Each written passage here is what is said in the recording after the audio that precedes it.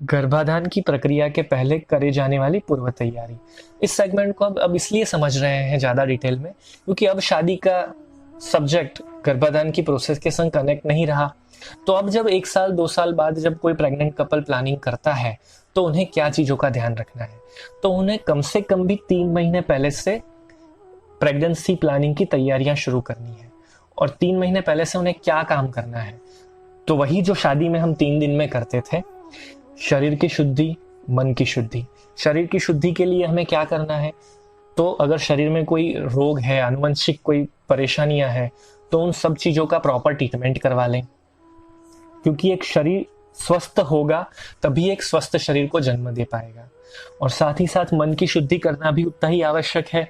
खराब विचार, खराब स्वभावें, व्यसन, बुरी आदतें, इन सब पर थोड़ा सा संयम लाने की कोशिश करें 3 महीने मुहावरा कर कर, क्योंकि जितने बुरी आदतें हम हमारे शरीर में से, हमारे आप में से, हमारे स्वभाव में से काट देंगे, उतनी कंसीव करते समय बच्चे में कम जाएगी। तो इन दोनों चीज़ों का ध्यान रखना है।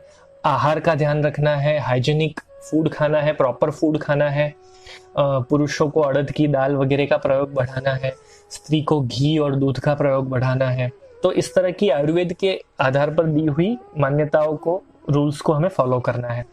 इसके अलावा ध्यान, योग, पॉजिटिव विचार, पॉजिटिव पठन, अच्छी अच्छी किताबें पढ़ना, ये सारी क्रियाएं हम कर सकते हैं। टीवी, सिनेमा और सोशल मीडिया से हो सके उतना अंतर बनाएं, क्योंकि जो नेगेटिव विचार वहां से आते हैं उन्हें रोकना बहुत मुश्किल होता है। तो इन सब चीज़ों का हम ध्यान रखकर गर्भाधान के पहले की प्रोसेस पर फोकस कर सकते हैं। ड्यूरिंग गर्भाधान, जब गर्भाधान के लिए समागम की प्रक्रिया में जुड़ते हैं तब क्या ध्यान रखना है, तो सबसे ज़्यादा जरूरी है उत्तम मनोदशा। गर्भाधान की प्रोसेस के लिए जब जुड़ते हैं, शयन खंड का डेकोरेशन बहुत प्रॉपर तरीके से होना चाहिए। वहाँ पर किसी भी प्रकार का शोर शराबा ना हो। अगर म्यूजिक चला रहे हैं तो बिल्कुल शांत म्यूजिक, सुगम संगीत, शास्त्रीय संगीत का प्रयोग करें।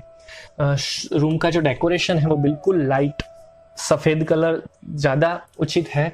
सफ़ेद या पिंक कलर वगैरह का, लाइट कलर का डेकोरेशन, आसमानी कलर का डेकोरेशन, इस टाइप के चादर को बिछाया जाए, इसी प्रकार का डेकोरेशन हो, उसी तरह के कपड़े पहने हों, तो ये सारी चीज़ें बहुत अच्छा सपोर्ट करती है। रूम में फूलों का डेकोरेशन हो, बहुत नाप की लाइट हो, ना ज़्यादा ना कम।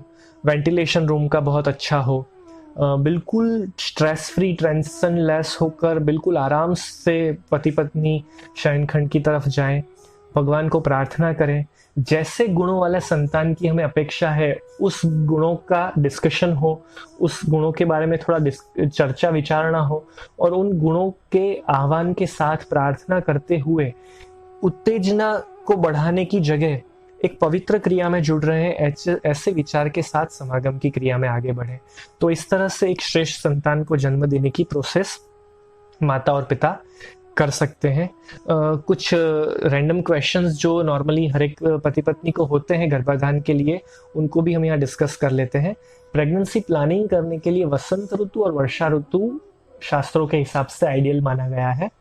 कंसीव करने के लिए, समागम करने के लिए रात को 9 से 11 और सुबह 4 से 6 का समय श्रेष्ठ गिना गया है। जब संतान प्राप्ति की अपेक्षा से समागम किया जाए तो इस समय के दरमियान करना चाहिए।